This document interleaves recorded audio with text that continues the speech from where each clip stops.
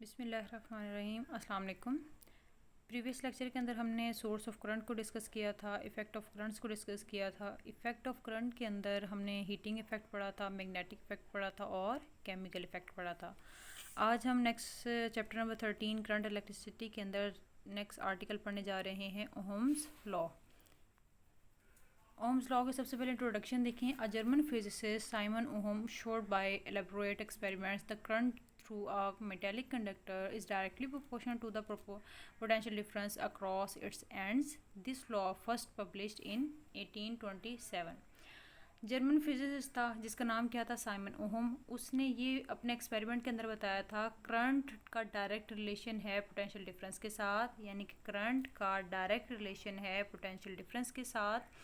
और साथ साथ उसने ये बताया था कि ये कंडीशन लाई करती है सिर्फ मेटेलिक कंडक्टर्स के लिए। ठीक है, मेटल्स के अंदर करंट का डायरेक्ट रिलेशन होगा किसके साथ, पोटेंशियल डिफरेंस के साथ। और ये फर्स्टली उसने कब बताया था, 1827 के अंदर। अब स्टेटमेंट देख लेते हैं। It states that the current flowing through a conductor is directly proportional to the potential difference across its ends provided the physical state such as temperature of the conductor remains constant. दोबारा वही बात repeat करें कि जो conductor का current है वो directly proportional है किसके, पोटेंशियल डिफरेंस के।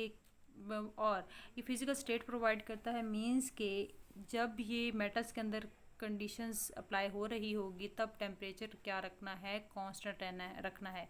अगर टेम्परेचर कांस्टेंट रखेंगे तो इट्स मीन कि टेम्परेचर अगर कांस्टेंट है तो रेजिस्टेंस भी क्या रहेगी, कांस्टेंट ही रहेगी।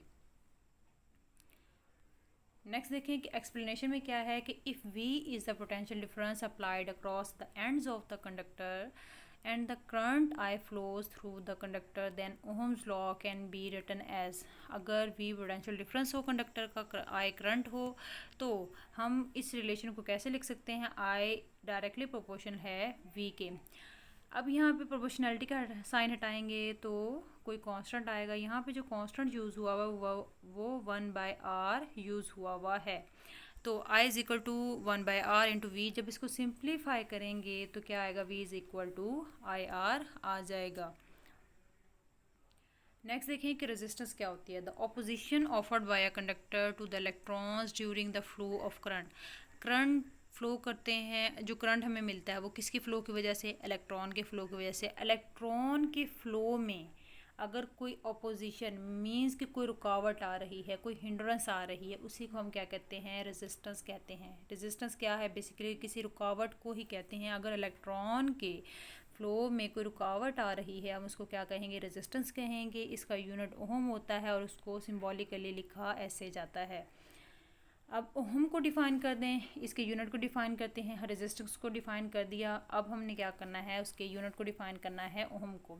ओहम क्या कहता है कि the resistance of a conductor is 1 ohm if a conductor of 1 ampere flows through it when a potential difference 1 volt is applied across its ends. Resistance of किसी भी कंडक्टर की क्या होगी, 1 ओहम होगी, तब जब करंट कितना होगा, 1 एम्पियर होगा, और पोटेंशियल डिफरेंस कितना होगा, 1 वोल्ट होगा, तब हम कहेंगे कि रेजिस्टेंस क्या है, 1 ओहम होगी। इसको कैसे लिखते हैं, R is equal to V/I। इस तरह से इसका फॉर्मूला आ जाएगा। अब रेजिस्टेंस का यूनिट 1 ओहम होता है, वोल्ट वो पोटेंशियल डिफरेंस का यूनिट वोल्ट होता है वो आ जाएगा, करंट का यूनिट एम्पियर होता है वो आ जाएगा। उसके बाद हम इसको कैसे लिखेंगे, 1 ohm is equal to 1 volt by 1 metre. ठीक है, तो 1 ohm is equal to volt per ampere भी सॉरी यहाँ पे 1 ohm is equal to 1 volt by 1 ampere. तो इसको ऐसे भी लिख सकते हैं, 1 ohm is equal to volt per ampere. अब Ohm's law is valid for metallic circuits and many circuits containing an electrolytic resistance.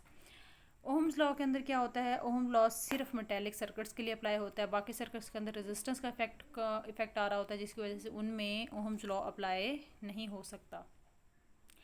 अब डिपेंड किस किस पे करता है, डिपेंड करता है नेचर ऑफ कंडक्टर पे, डायमेंशन पे डिपेंड करता है। नेचर ऑफ कंडक्टर का मतलब ये है कि हम जो नेचर है, हो सकता है हम मेटल्स ले रहे हैं, हो सकता है हम फिलामेंट यूज़ करें, हो सकता है हम डायोड यूज़ करें। तो ये बेसिकली नेचर है कि हम क्या कौन सा मटेरियल यूज़ कर रहे हैं, वो डायोड है, फिलामेंट है या मेटल्स हैं। अच्छा, उसके बाद डायमेंशन पे डिपेंड करती है, और थर्ड है कि फिज़िकल स्टेट पे डिपेंड करती है। अब फिज़िकल स्टेट का क्या मतलब है? फिज़िकल स्टेट का मतलब है कि टेम्परेचर कांस्टेंट रहेगा तो रेजिस्टेंस भी कांस्टेंट रहेगी। हम ये कंडीशन लेके चलेंगे तभी ओम्स लॉ अप्लाई होगा मेटल्स के अंदर। अब नेक्स्ट देखें, ओहमिक और नॉन ओहमिक डिवाइसेस कौन सी होती हैं। Such materials for which Ohm's law holds good, ऐसे मटेरियल्स जिन पे ओहम लॉ अप्लाई होता है, ओहम लॉ हम लगा सकते हैं, उनको हम क्या कहते हैं? ओहमिक डिवाइसेस कहते हैं। Almost all conductors I directly है पोटेंशियल डिफरेंस के। When current through a materials is proportional to voltage, its resistance remains constant, and if we plot a graph of current I against potential V, we will get a straight line. अब यहाँ पे आपने एक बात याद रखनी है कि जब भी ओहम लॉ अप्लाई होगा किसी भी मटेरियल के अंदर, तो उस मटेरियल की रेजिस्टेंस क्या रहनी चाहिए? रेजिस्टेंस उसकी कांस्टेंट रहनी चाहिए। अगर रेजिस्टेंस कांस्टेंट रहेगी तब भी ओहम लॉ अप्लाई हो सकता है, तब भी कंडीशन फुलफिल हो सकती है। तो करंट जब V के प्रोपोर्शनल होगा तब ये मस्ट याद रखना है कि रेजिस्टेंस क्या होनी चाहिए? कांस्टेंट होनी चाहिए, तब भी हमें स्ट्रेट लाइन मिलेगी।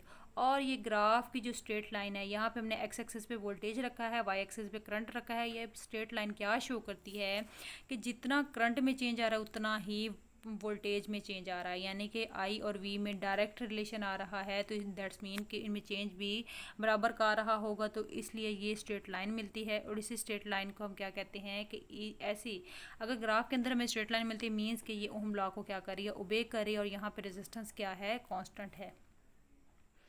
नॉन ओहमिक डिवाइसेस कौन सी होती हैं? Such materials which do not obey Ohm's law, ऐसे मटेरियल जो कि ओहम लॉ को ओबे नहीं करते हैं, हम उनको क्या कहते हैं? नॉन ओहमिक डिवाइसेस कहते हैं। जैसे कि एग्जांपल दी हुई है फिलामेंट बल्ब्स की। अब फिलामेंट बल्ब में क्या होता है कि a potential difference V across the terminal of a filament lamp and measures the resulting current passing through it. Second point है, if we repeat the measurement for different values of potential difference and draw a graph of potential V against current I, it will be seen that the graph is not a straight line. अच्छा, अब filament में होता क्या है? ये जो initially straight line होती है, फिर क्या होगी? फिर थोड़ी सी कर्व हो जाएगी। मींस के जब तक स्ट्रेट लाइन होगी तब तक तो ओहम लॉ को वो ओबे कर रहे हैं, ओहम लॉ उन पे अप्लाई हो रहा है। जैसे ही लाइन कर्व हो गई तो क्या होगा? वहाँ पे ओहम लॉ ओबे नहीं कर रहा होता। तो कहने का मतलब ये है कि इनिशियली तो रेजिस्टेंस क्या रहती है? कांस्टेंट रहती है, लेकिन जैसे जैसे करंट कॉन्टीन्यूसली सर्किट के अंदर मूव करता रहेगा तो रेजिस्टेंस कांस्टेंट नहीं रहेगी। अगर रेजिस्टेंस कांस्टेंट नहीं रहेगी तो हमने कहा है कि वो ओहम लॉ को ओबे, वो डिवाइसेस ओहम लॉ को ओबे नहीं करती हैं। तो जब ओहम लॉ को ओबे नहीं करेंगी तो हमें स्ट्रेट लाइन नहीं मिलेगी। जो ग्राफ हम आई वी के दरमियान में बनाएंगे उसमें स्ट्रेट लाइन नहीं मिलेगी। यहाँ पे ग्राफ में दिखाया हुआ भी है कि ये स्ट्रेट लाइन शो नहीं कर रही। अब रीज़न क्या है इसकी? The reason for division of I V graph from straight line is due to the increase in resistance of the filament with temperature. जैसे जैसे टेम्परेचर बढ़ेगा रेजिस्टेंस भी बढ़ जाएगी। रेजिस्टेंस के बढ़ने की वजह से जो लाइन है वो स्ट्रेट नहीं रहेगी। तो ओहम के लिए मस्ट है कि जो रेजिस्टेंस है वो कांस्टेंट रहे। अब नेक्स्ट क्या है? Semiconductor diodes. सेमीकंडक्टर्स क्या होते हैं? Supply a potential difference V to a semiconductor diode. जब हम लोग सेमीकंडक्टर डायोड्स के अंदर पोटेंशियल डिफरेंस अप्लाई करते हैं तो क्या होता है? The graph is not a straight line, तब भी स्ट्रेट लाइन नहीं मिलती। क्यों नहीं मिलती? As a resistance of the semiconductor diode increases due to increase in temperature. जैसे जैसे टेम्परेचर बढ़ेगा तो वैसे वैसे क्या होगी? रेजिस्टेंस भी बढ़ जाएगी। रेजिस्टेंस बढ़ेगी by passing of current, continuously current pass करता रहेगा तो टेम्परेचर बढ़ेगा। टेम्परेचर बढ़ेगा तो ये इस तरह से आप लोग ये बनाएं, करंट पास करता रहेगा तो क्या करेगा? टेम्परेचर बढ़ेगा। ठीक है, टेम्परेचर बढ़ेगा कैपिटल टी,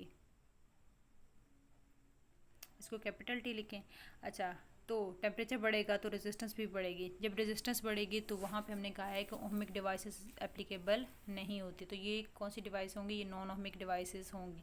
अभी तक हमने 3 डिवाइसेस के बारे में पढ़ा। ओहमिक डिवाइसेस जिनमें ओहम लॉ ओबे करता है, नॉन ओहमिक डिवाइसेस जिनमें ओहम लॉ ओबे नहीं करता। सबसे पहले हमने फिलामेंट को पढ़ा है कि इनिशियली तो वो रेजिस्टेंस कांस्टेंट रहती है, फिर लेकिन एक टाइम के बाद क्या होता है कि रेजिस्टेंस कांस्टेंट नहीं रहती, इसलिए हम कहते हैं कि फिलामेंट भी क्या है, एक नॉन ओहमिक डिवाइस है। उसके बाद सेमीकंडक्टर डायोड्स में भी टेम्परेचर बढ़ने के साथ करंट बढ़ेगा तो टेम्परेचर बढ़ेगा, टेम्परेचर बढ़ेगा तो रेजिस्टेंस बढ़ेगी, रेजिस्टेंस बढ़ेगी तो क्या होगा कि हमें स्ट्रेट लाइन नहीं मिलेगी, मीन्स कि यहाँ पे भी नॉन ओहमिक, ये भी सेमीकंडक्टर डायोड भी क्या है, नॉन ओहमिक डिवाइस है। अब देखें यहाँ पे थोड़ा सा इसको देख लेते हैं। देखें कि जब मेटल्स में टेम्परेचर क्या रहेगा कांस्टेंट, तो हमें स्ट्रेट लाइन मिलेगी। यहाँ पे ये ओहम लॉ को ओबे कर रहा है। यहाँ पे इनिशियली फिलामेंट के अंदर इनिशियली तो ओबे करेगा लेकिन फाइनली ओबे नहीं करेगा, तो ये भी नॉन ओहमिक डिवाइस होगी। अब डायोड के अंदर तो बिल्कुल ही ओबे नहीं करता, तो कुछ इस तरह का ग्राफ मिलेगा, स्ट्रेट लाइन नहीं मिलेगी, तो हम कहते हैं कि ये डायोड क्या है, नॉन ओहमिक डिवाइस है। ये कंपैरिजन हो गया। कंपैरिजन के बाद अब कम्बिनेशन ऑफ रेजिस्टर देखें। रेजिस्टर इन सीरीज़, जो रेजिस्टर सीरीज़ में लगे होते हैं, if number of resistor are connected end to end such that same current passes through all of them. अच्छा, जब रेजिस्टर लगे हुए होते हैं सीरीज़ के अंदर, ये सीरीज़ के अंदर डायग्राम शो की गई है, वो कनेक्टेड कैसे होते हैं, एंड टू एंड कनेक्टेड होते हैं, और उनमें करंट क्या रहता है, सेम रहता है। ठीक है, दोबारा रिपीट कर रही हूँ, जब सीरीज़ में रेजिस्टर लगे हुए होते हैं तो वो एंड टू एंड कनेक्टेड होते हैं और उनमें करंट क्या रहता है, उनमें करंट सेम रहता है। The total voltage in a series circuit divides among the individual resistor। तो वोल्टेज क्या होगा, हर रजिस्टर के अक्रॉस जो वोल्टेज होगा वो डिवाइड हो जाएगा। करंट तो तीनों रजिस्टर में सेम रहेगा लेकिन वोल्टेज डिवाइड हो जाएगा हर रजिस्टर की कंडीशन के अकॉर्डिंग। उसके बाद रेजिस्टेंस क्या होगी, इक्विवेलेंट रेजिस्टेंस। तो हम क्या करते हैं, the equivalent resistance of all resistor joined in a series is equal to the sum of resistance of individual resistance. कहते हैं कि हमने क्या करना है कि तमाम रजिस्टर की रेजिस्टेंस को सम अप करना है, यानी कि आप इस इक्वेशन को कैसे लिख सकते हैं, आर इक्विवेलेंट। इक्विवेलेंट रेजिस्टर मतलब कि तमाम की जो तमाम रेजिस्टर हैं उनकी रेजिस्टेंस को हम क्या कर देंगे, सम अप कर देंगे। ठीक है, मैंने यहाँ पे 3 रेजिस्टर लगाए हैं, तो तीनों रेजिस्टर की रेजिस्टेंस को सम अप करके वो लगा देंगे इक्विवेलेंट रेजिस्टेंस के इक्वल। तो हम इस तरह से रेजिस्टेंस फाइंड आउट कर सकते हैं। बेसिकली यहाँ पे आपने ओम लॉ के अकॉर्डिंग 3 चीज़ें बतानी थी। पहले ओम लॉ का अकॉर्डिंग वी, आई और आर आता है। तो देखें कि V हमने कहा कि सीरीज़ के अंदर क्या रहता है, वो हर रेजिस्टर के क्रॉस डिवाइड हो जाता है, करंट सेम रहता है, और रेजिस्टेंस हम से तमाम रेजिस्टेंस को सम अप करके फाइंड आउट कर सकते हैं। अब रेजिस्टर्स पैरेलल में देखना है। पैरेलल में क्या होगा कि if a number of resistor are connected side by side with their ends join together at common point such that the same voltage passes through all of them. अब फिर यहाँ पे 3 चीज़ें बतानी है, V, I एंड R। ठीक है, अब जब पैरेलल कनेक्टेड होंगे तो उनको कनेक्ट कैसे किया जाएगा, साइड बाय साइड कनेक्ट किया जाएगा, और उनमें क्या सेम रहेगा, उनमें वोल्टेज सेम रहेगा। अब करंट क्या होगा, total current I from the battery reach at the junction A it divided into 3 parts. तो करंट जो होगा वो 3 पार्ट्स में डिवाइड हो जाएगा। अभी मैं इसको शो भी करवाती हूँ डायग्राम। I1 के क्रॉस R1 के क्रॉस I1 करंट होगा, R2 के क्रॉस I2 करंट होगा, और R3 के क्रॉस I3 करंट होगा। तो तीनों चीज़ें हमने बता दी हैं, VB, IB, RB। V parallel के अंदर सेम होता है, करंट डिवाइड हो जाता है, और R को हम कैसे फाइंड आउट करते हैं वो मैं अभी शो करती हूँ। देखें अब ये डायग्राम में सपोज कर लें ये पॉइंट क्या है, ये ए पॉइंट है। इस पॉइंट पे सपोज करें कि हमारे पास जो करंट है वो 10 एम्पियर है। अब ये 10 एम्पियर इस रेजिस्टेंस इन तीनों रेजिस्टेंस का क्रॉस क्या हो जाएगा, डिवाइड हो जाएगा। ठीक है, तो अब इक्विवेलेंट रेजिस्टेंस कैसे हम फाइंड आउट करते हैं, reciprocal of the total resistance of the circuit is equivalent to sum of the 3 reciprocal of each parallel resistance. अब हम क्या करते हैं, तीनों रेजिस्टर का रेसिप्रोकल को सम अप करके इक्विवेलेंट रेजिस्टर के रेसिप्रोकल की इक्वल लिख लेते हैं। तो इस तरह से हम इक्विवेलेंट रेजिस्टेंस को पैरेलल की फाइंड आउट कर सकते हैं। यहाँ तक आपका लेक्चर कंप्लीट होता है। अगर कोई क्यूरी है तो वो आप लोग पूछ सकते हैं। अल्लाह हाफिज़।